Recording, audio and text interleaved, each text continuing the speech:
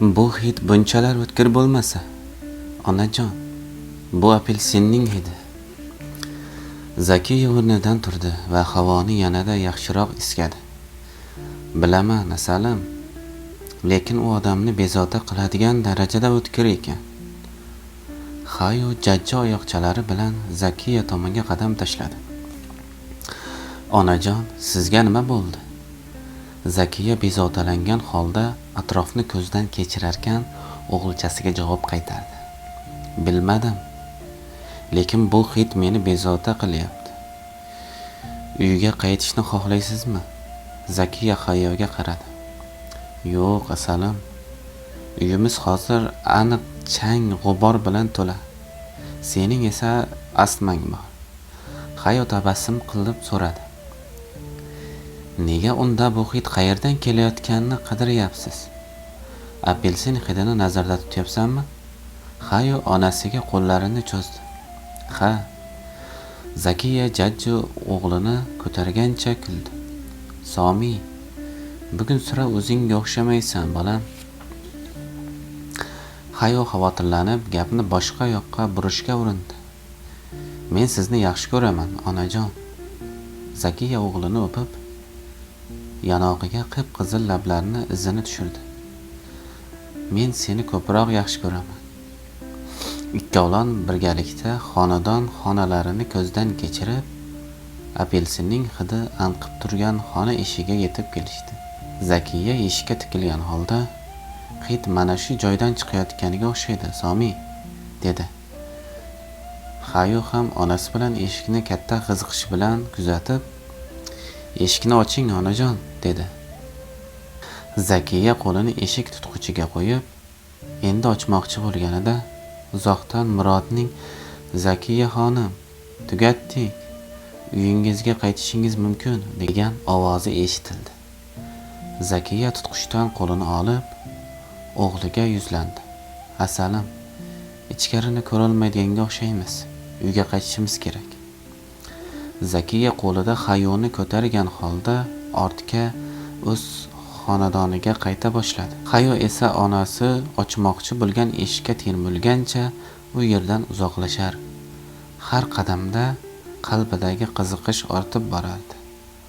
Ona bola birgalikda uylariga qaytishgandan keyin, yana ham aniqroq aytganda, Zakiya uyiga birinchi qadamni qo'yganida Hayo onasini xursand holda ko'rdi.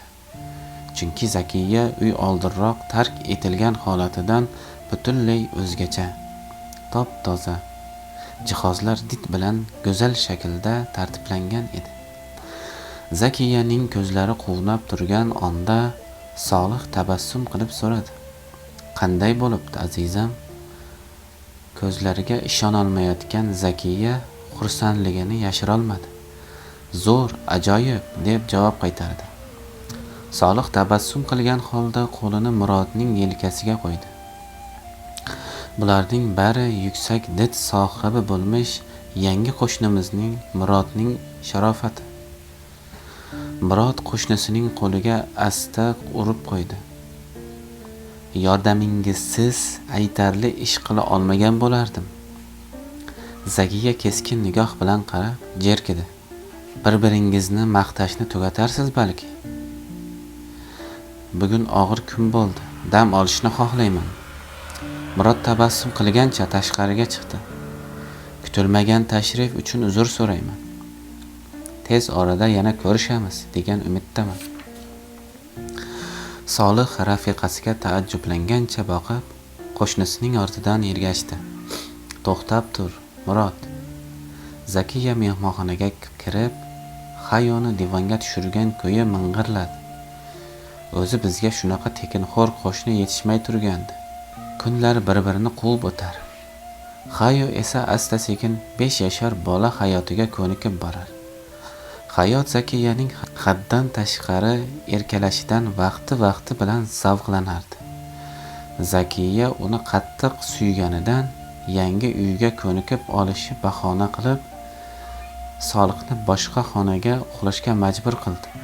Hayoni o'zi bilan birga olib yotadigan bo'ldi.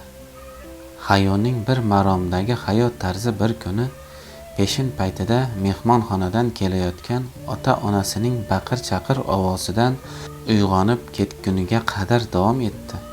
Ular bir-biri bilan qattiq urishar. Tabiiyki, bu janjalda Zakiyaning ovozi balandroq kelib, bisotidagi bor zaharli gaplarini bechora Solihning yuziga sochayotgan edi. Hayo baland karavotdan tushib, eshikka bordi va boshini cho'zib, nima sababdan janjal sodir bo'layotganini tushunish uchun baqir-chaqir ovozlarga quloq tuta boshladi. Zakiya qattiq asabiylashgan holda, "Kecha tunda qayerda eding?" deb so'radi. Solih hasrat bilan, "Uxlayotgan edim, Zakiya", deb javob qaytardi. Zakiya ko'rsatkich barmog'ini Solihning yuziga qaratib, baland ovozda baqirdi. "Yolg'on gapirma. Tongda xonangga kirgandim. O'rningda yo'q eding. Qayerda eding?" "Ehtimol hammomda bo'lgandirman." Zakiya battar asabiylashib ketdi. "Gapni aylantirma. Men o'zi hammomga chiqaman deb uyg'ongandim. U yerda hojatxona tozalagichidan boshqa narsani ko'rmadim. Yoki sen hojatxona tozalagichsan-u, men bilmay qoldimmi?" Solih jahl bilan javob qaytardi. "Men bilan bunday ohangda gaplashma." Zakiya ko'zini ola-kula qilib hayqirdi. "Rostini aytsang, bunaqa muomala ko'rmasding." "Ha, tashqariga chiqdim." "Nima endi sendan so'rab tashqariga chiqamanmi?" "Tashqariga chiqding? Bunaqa paytda qayerga bording?" Solih nima javob berishni bilmasdan o'ychan holda jimib qoldi. Zakiya yanada keskin ohangda gap boshladi. "Yangi yolg'on to'qishga urinma. Qayerga borganingni yaxshi bilaman." Solih xavotirlangancha kalovlandi. "Bilasan? Albatta. O'zing ham kiyimlaringdan anqiyotgan hid seni sotib turibdi." Solih taajjublandi. "Hidim?" "Ha, hiding. Sendan kelayotgan ayollarning atirini isi. Men bunaqa atir ishlatmayman." Solih masxaromiz tarzda iljaydi. "Meni boshqa ayol bilan birga edi deb o'yladingmi?" Hayo shu palla o'rtaga tushib, kattalashib ketmasdan janjalni to'xtatish lozimligini his qildi va eshikni taqillatib, uyqudan uyg'onganini bildirdi. Buni eshitgan Zakiya o'sha tomonga borib eshikni ochgancha eriga o'qrayib jahl bilan, "Bolani uyg'otding", dedi. Solih tashqariga chiqa turib dedi, "Unday bo'lsa, u bilan qol." Zakiya Hayoni quchog'iga olib, uni erkaladi va eridan, "Qayerga ketyapsan?" deb so'radi. Solih ortidan eshikni qarsillatib yopdi. "Boshqa jahannamga." Zakiya xo'rsingancha divanga o'tirib g'azab bilan baqirdi. "Ahmoq!" Hayo onasini tinchlantirishga harakat qildi. "Otam yaxshi odam." Zakiya asabiylashdi. "Otang g'irt tentak." Hayo onasining ko'zlaridan uni tinchlantirish befoyda ekanini o'qib, sukut saqlashni afzal ko'rdi. Oradan bir soatcha o'tgach, Solih uyga qaytdi. U uyga kirishi bilan Zakiya oldiga kelib, Hayoni yerga tushirdi va erining kiyimlarini hidlay boshladi. Solih hayron bo'lib so'radi, "Nima qilyapsan?" Zakiya hidlashda davom etdi. "Bu safar hiding boshqacha. Tamaki hidiga o'xshayapti." Solih xavotirlanib so'radi, "Endi munosabatlarimiz hidlarga bog'liq bo'lyaptimi?" "Hozir sendan piyoz hidi kelyapti. Lekin men hech narsa demayapman-ku." Zakiyaning g'azabi qaynadi. "Senga tayyorlagan taom tufayli mendan shunaqa hid kelyapti. Senchi? Sendan kelayotgan bu hidni nima deb izohlaysan?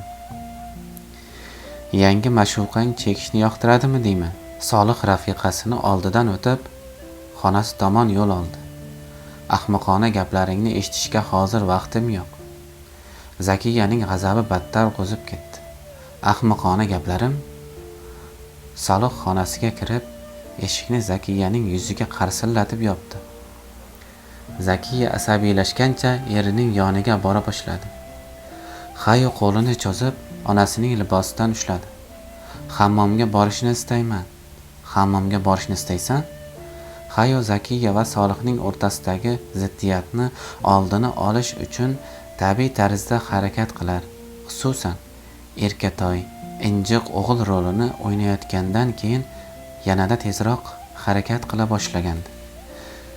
Zakiya yurishdan to'xtab, xuddi quturgan buqadek og'ir nafas olgancha erining eshigiga tikilib turdi. Lekin Hayoning xarxasha qilib onasining kiyimidan tortqilashi uni hammom tomon burib yubordi. Zakiya Hayoni ko'tarib hammomga kirdi. Hayo erkalik, yeb ichish va uyqudan iborat bir necha kunlik hayotidan zerikib, malollana boshladi. Chunki bu turmush tarzi Hayo kabi tajribali ruh sohibasiga emas, 5 yoshli bolaga mos edi. Bunday hayotdan zerikkan Hayo oxirgi paytlarda ko'chasevar bo'lib qolgan otasiga tashqariga chiqayotgan payti yopishib oldi.